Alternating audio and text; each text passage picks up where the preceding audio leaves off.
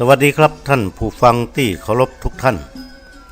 คราวที่แล้วผมเล่าถึงพญาภาพนำกำลังมายึดฝากตะวันออกของแม่น้ำปิงที่หน้าวัดเกตทุกเจ้าวัดแพะกับทุกเจ้าวัดหนองไคก็ไปสืบความในเมืองเชียงใหม่มาก็มาแจ้งว่ามูละปูนกับเจ้าลำปางประมาณ2,000 กว่าคนมาซ้อมยิงปืนสมัยใหม่ที่ควงสิงซึ่งก็มีอานุภาพมากนักในขณะที่เจรจากันนั้นคนใจของเจ้าแม่เทพไกรสอนซึ่งเป็นแม่ของเจ้าดารารัศมีก็กำหนังสือมาถึงพญาภาพคราวที่แล้วผมเล่ามาถึงตอนนี้วันนี้ก็เป็นโอกาสอันดีที่ผมจะได้เล่าถึงพญาภาพให้ท่านฟังต่อไป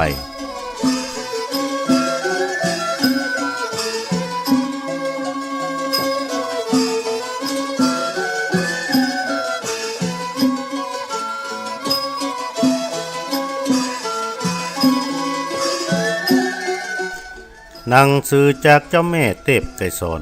ซึ่งเขียนเป็นตัวเมืองกล่าวว่ามาจากเจ้าเทพไกรสอนถึงพญาภาพ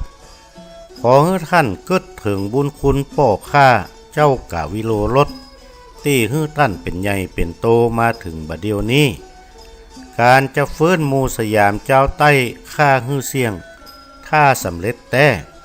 เจ้าดารารัศมีซึ่งเป็นหลานของเจ้าหลวงกาวิโลรสและก็เป็นลูกของเฮาที่อยู่กรุงเทพก็จักมีภัยถึงชีวิตเฮาก็ห่วงลูกเฮานักจึงขอร้องให้ท่านกึดพิจารณาพอเตอะเจ้าแม่เทพไกรสอน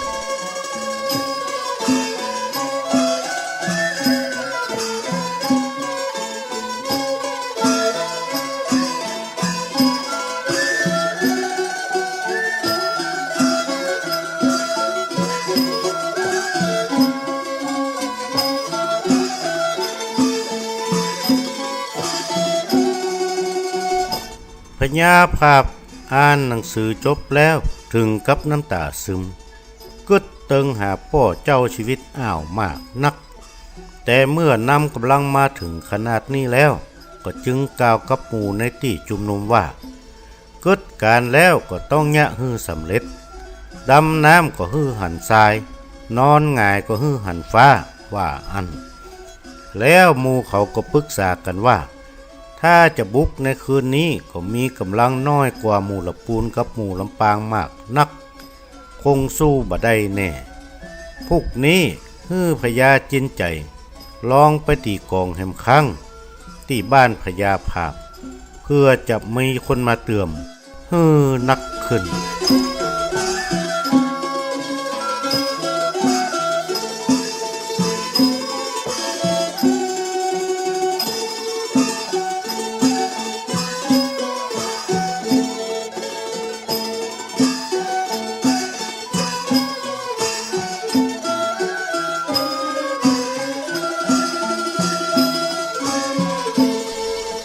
วันที่18 กันยายน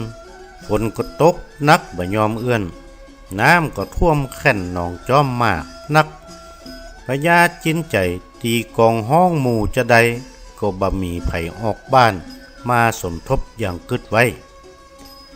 รอจนถึงเที่ยงวันก็มีคนมาสมทบเพียง10 กว่าคนเต่าอันจึงนำไปสมทบกับหมู่พญาภาพที่หน้าวัดเกตฝ่ายพญาภาพก็ว่ามีเต้าใดก็จัง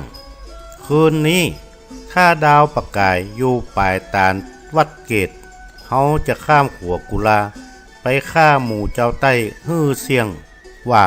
อัน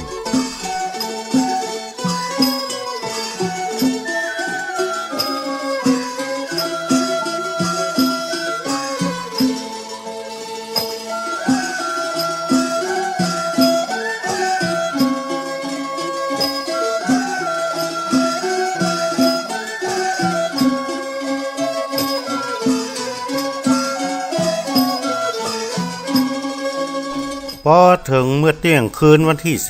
18น้ำปิงก็ท่วมนักมาถึงหน้าวัดเกตหมู่เขาก็หนีขึ้นชั้น2ของห้านก้าหมู่ฝรั่ง น้ำไหลแห้งมากนักปัดเอาขวบกุลาปังลงไปตุยแม่น้ำปิงไปพญาภาพกับหมู่ก็บ่สามารถที่จะข้ามน้ำปิงไปได้พอแจ้งก็มาปรึกษากันว่าจะต้องแปลงแปรข้ามไปให้ได้พญาโกหาก็ว่าการจะแปลงแปรบ่ยากเอาเงินไปจ้างหมู่เจ๊กกุลีที่ต้าสตอยแปลงฮื้องูเขาถึงเอากูคนก็ตกลงตามนั้น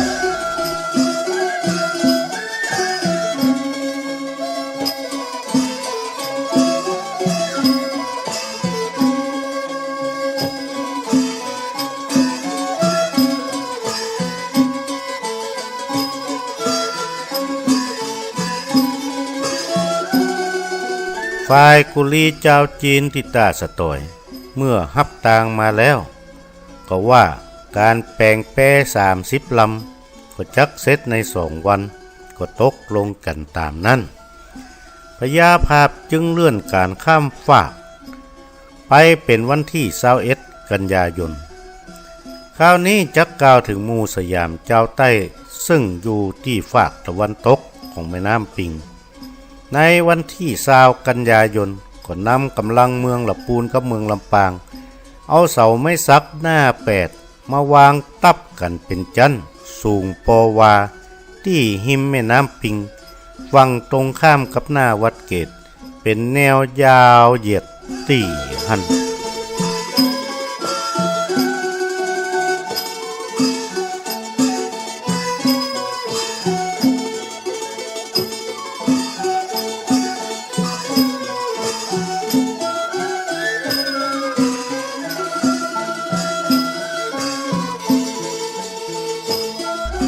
เมื่อวันที่21 กันยายน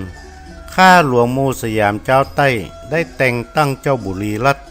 เพื่อคุมกำลังพลไปปราบพญาภาพให้ได้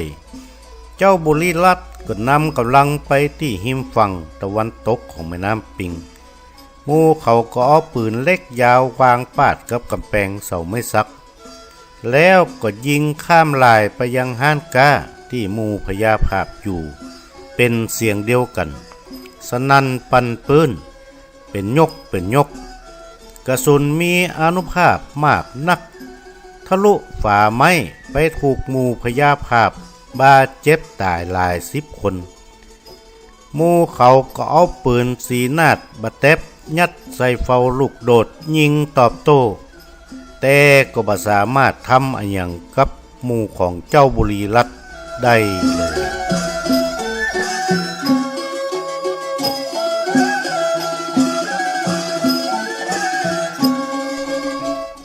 การยิงปืนฮบกันที่2 ฝั่งแม่น้ำปิงหน้าวัดเกตเต็มไปด้วยเสียงดังที่แผดก้องแตกตื่นกันถึงเมืองเจียงใหม่ที่บักเกยหันอาวุธที่ตันสมัยเจียงอี้มาก่อนท่านผู้ฟังที่เคารพทุกท่านการสู้รบครั้งนี้จะเป็นอย่างไรต่อไปผมคงจะได้เล่าต่อในคราวหน้าก่อนจากกันในวันนี้ผมขอฝากคำบอกเก่าเอาไว้ว่าดำน้ำก็ฮื้อหันทรายนอนหงายก็ฮื้อหันฟ้าวันนี้ผมนานวาดขอวาดวางลงเต้าอี้เต้านี้แลสวัสดีครับ